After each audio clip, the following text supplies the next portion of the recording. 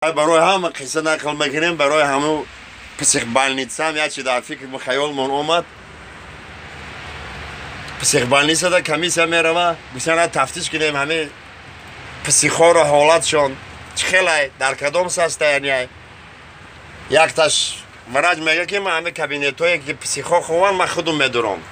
آیتی کمیسیا دست میگه من خودم میدارم یکم کابینت میداره یا دیوانه همه کرسلو داشتگی دستش دی یگون چینسته همه خیال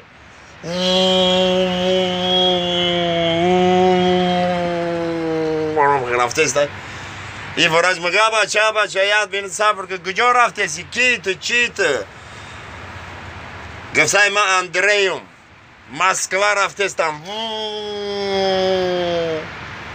نه ساوند دلیری گفتای مزاش نبودای دیگری کابینت هم خد در هوی میکنه میدرویه یک دیگه در بالای استال راستا درچه کوشای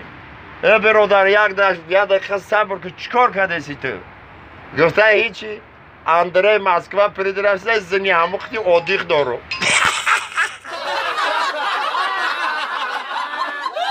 یا پیغام اینام براتنی ما سلامتا الله اکبر بسم الله الرحمن الرحیم باشه برادرها ای هم برادرای ما هموطنای ما مسلمانیم یاوان افریقا میفمسته الله اکبر الله اکبر الله اکبر الله اکبر спасибо всем کسی نسبت ملیش سلام علیکم ملا امام ما همه خیچکت پشت ارقام یارسته غیر باشه سلام علیکم مردکی بیچاره شو مست ساعت 3 شو می 2 شو می زدگی مست ای اگه باید از زنگ ادماس کنه همون خمید روی نوله کرده سباحت